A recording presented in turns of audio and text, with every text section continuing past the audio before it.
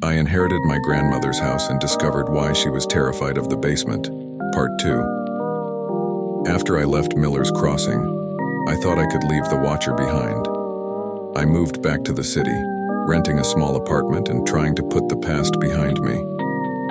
Life returned to normal, or at least as normal as it could be after such an ordeal. But the knocking never truly left me. It would come sporadically, always at night, always when I was alone. Months passed, and I started to believe it was all in my head. I even started seeing a therapist who assured me that trauma could manifest in strange ways. I was beginning to feel more at ease, starting to think that maybe, just maybe, I could move on. Then, one evening I received a package in the mail. There was no return address, just my name written in a neat old-fashioned script. I hesitated before opening it, a sense of dread creeping over me.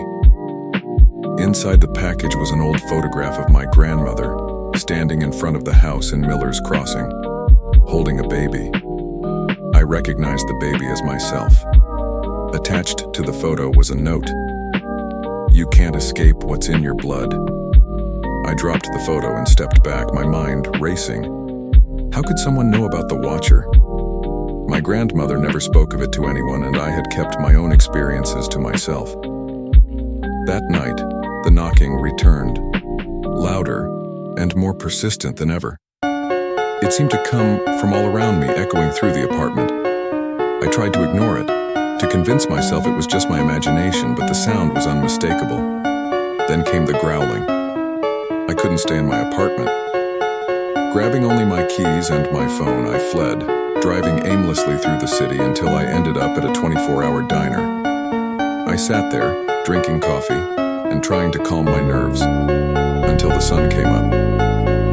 Over the next few days, I researched everything I could about the Watcher. I dug through old town records, folklore websites, and anything that might give me a clue.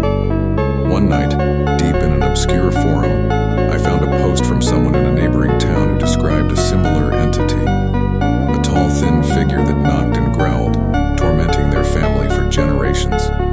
Desperate, I contacted the poster, a woman named Evelyn. We met at a small cafe on the outskirts of town. She looked tired, as if she hadn't slept in years. She listened as I recounted my experiences, nodding along as if she had heard it all before. "You're not the first," she said, her voice barely above a whisper. "The Watcher is an ancient entity, tied to certain bloodlines. Once it finds you, it never truly leaves. Is there any way to stop it?"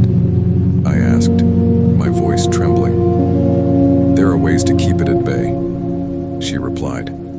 "Symbols, rituals, protections passed down through the generations. But once it's attached to your bloodline, it will always come back." Evelyn showed me a series of protective symbols and explained a ritual that her family used to keep the Watcher at a distance. I thanked her and left, feeling a mixture of hope and fear. That night, I performed the ritual and placed the symbols around my apartment. The knocking didn't come, and for the first time in months, I slept peacefully. But peace was fleeting. A week later, I found a new note on my kitchen table. "You can't hide forever." I realized then that I couldn't run from the Watcher. It would always find me, no matter where I went or what I did. My only hope was to learn more, to find a way to break the curse that had haunted my family for generations. And so, I returned to Miller's Crossing, to the old Victorian house and the secrets it held. I had to face the Watcher head-on, to uncover the truth that my grandmother had hidden so well. Because if I didn't, I knew I would never be free.